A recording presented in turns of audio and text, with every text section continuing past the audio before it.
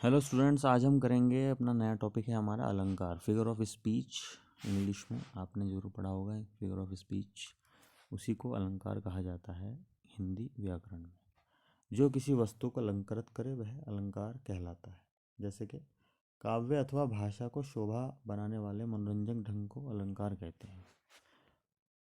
काव्य शरीर अर्थात भाषा को शब्दार्थ से सुसज्जित तथा सुंदर बनाने वाले चमत्कारपूर्ण मनोरंजक ढंग को अलंकार कहते हैं। अलंकार का शाब्दिक अर्थ है आभूषण। मानव समाज सौंदर्योपासक है, मतलब हमें ज़्यादातर जो वही चीज़ें पसंद आती हैं जिनमें सुंदरता होती है, जो सुंदर दिखती हैं या जिनमें सुंदरता का भाव होता है। उसकी इसी प्रवृत्ति ने अलंकारों को जन्म दिया है।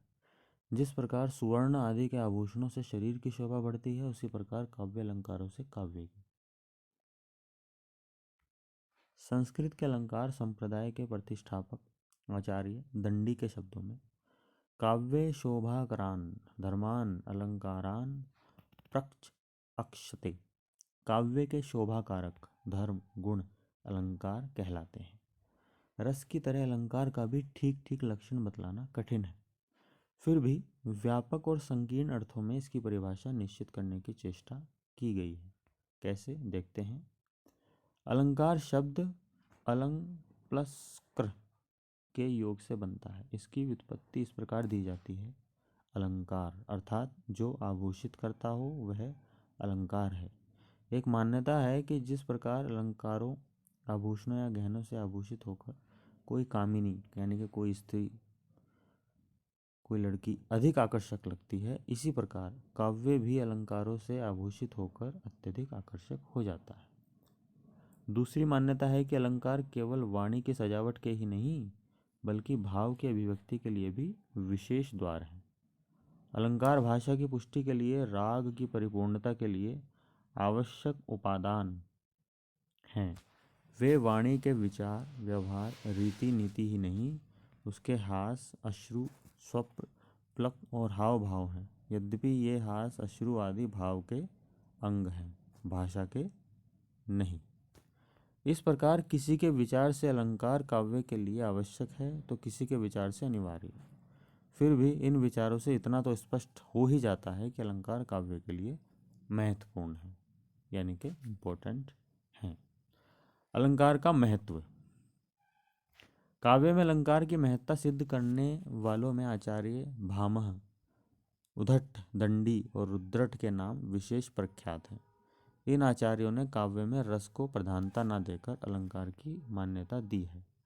अलंकार की परिपाटी बहुत पुरानी है, यानी कि बहुत ही पहले से अलंकार यूज हो रहे हैं, प्रयोग हो रहे हैं काव्य में। काव्य शास्त्र के प्रारंभिक काल में अलंकारों पर ही विशेष बल दिया गया था। हिंदी के आचार्यों ने भी काव्य में अलंकारों को विशेष स्थान दिया है। जब तक हिंदी में ब्रज भाषा साहित्य का अस्तित्व बना रहा, तब तक अलंकार का महत्व सुरक्षित रहा। आधुनिक युग में इस दिशा में लोग उदासीन हो गए हैं। काव्य में रमणीय अर्थ, पद लालित्य, उक्ति, वैचिव्य और असाधारण भाव, सौंदर्य की सृष्टि अलंकारों के प्रयोग से ही होती है। जिस तरह कामिनी के सौंदर्य वृद्धि के लिए आभूषणों की आवश्यकता पड़ती है, उसी तरह कविता कामिनी की सौंदर्य श्री में नए चमत्कार और नए निखार लाने के लिए अलंकारों का प्रयोग अनिवार्य हो जाता है, यानी कि ज़रूरी हो जाता है।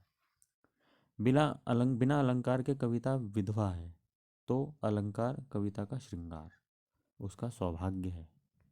अलंकार कवि को सामान्य व्यक्ति से अलग करता है। जो कलाकार होगा वह जाने या अनजाने में अलंकारों का प्रयोग करेगा ही। इनका प्रयोग केवल कविता तक सीमित नहीं, वरन इनका विस्तार गद्य में भी देखा जा सकता है। इस विवेचन से यह स्पष्ट है कि अलंकार कविता की शोभा और सौंदर्य हैं, जो शरीर के साथ भाव को भी रूप की मादकता प्रदान करता है। अलंकार के भेद। अलंकार के जो भेद हैं वो हैं 3 भेद: शब्दालंकार, अर्थालंकार, उभयालंकार। नेक्स्ट वीडियो में हम इनके भेद के विवरण आपको वीडियो में बताएंगे कि शब्दालंकार क्या होता है और अर्थालंकार और उभयालंकार क्या होते हैं।